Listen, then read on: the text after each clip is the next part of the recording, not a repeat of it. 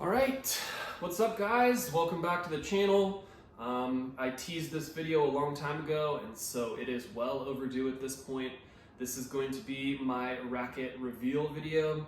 I've been using this racket for the last about 6 months now, and I'm still super happy with it. So without further ado, let's go ahead and get into it.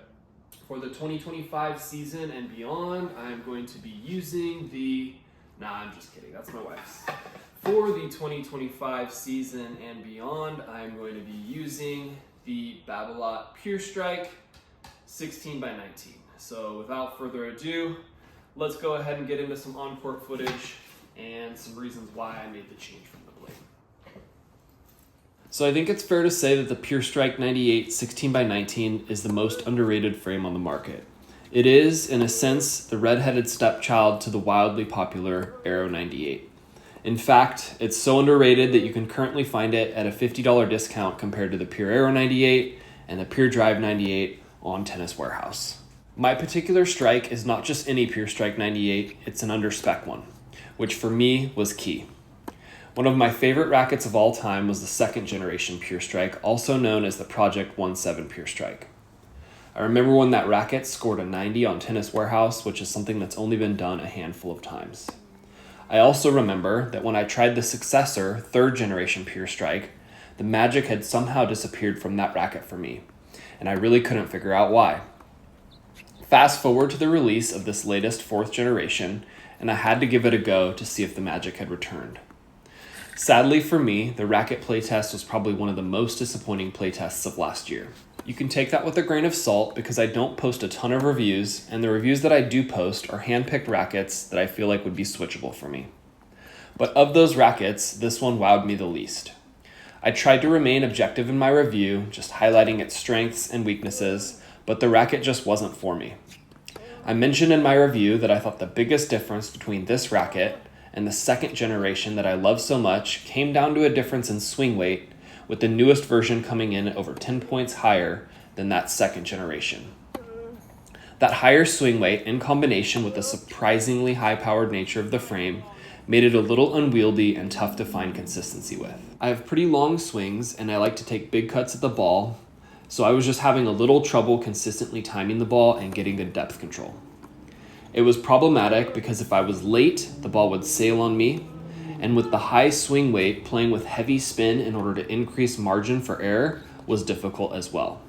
For those reasons, I initially wrote the racket off as not being for me, but then something interesting happened. At this point, I gotta give a shout out to Tincom, as I have a lot of respect and appreciation for the insight that Beckett and his team provided the community. He called the Pure Strike the racket of the year for 2024 and brought up some good points in his review of the Pure Strike that didn't change the fact that the racket didn't initially work for me, but it did get me thinking that if I could find an under-spec one, perhaps it would alleviate most of the issues that I initially had with the racket. Not only that, but it also allowed me to test my hypothesis that the biggest difference between the last two models of the Strike and my beloved second generation Pure Strike really just came down to the swing weight. And with that, I began my journey. It was time to see if I could recreate some of that Project 17 magic. I was able to get my hands on 15 Pure Strikes, and with fingers crossed, I began checking their swing weights. I honestly wasn't sure if I'd find one at a number close to the 293 unstrung average of the Project 17 version, considering that the target for this newest version is 305. But that wasn't going to stop me from trying. With a little luck and some grunt work, here's what I was able to find within the 15 rackets that I tested. Some rackets had unstrung swing weights as high as 310, but this is the list of the 10 rackets that were under spec. From those 10, I was able to find a set of 3 rackets with significantly lower swing weights of 292, 293, and 294 respectively. With that, it was time to string one of them up and get to testing. I strung up the racket with the lowest swing weight of 292, and when it was strung, that brought the swing weight up to 322.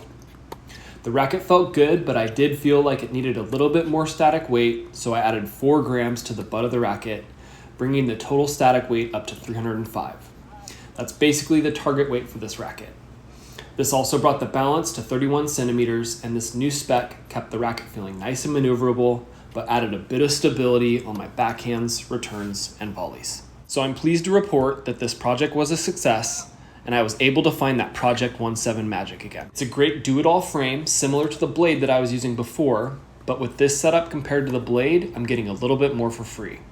I'm finding a bit more maneuverability, but also a bit more power and spin from the slightly stiffer and thicker beam. And the feel is a bit less muted as well. So that's all for today. I hope you enjoyed the video.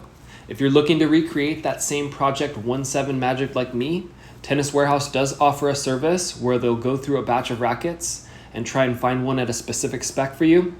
So give them a call and ask them to find you an under-spec Pure Strike.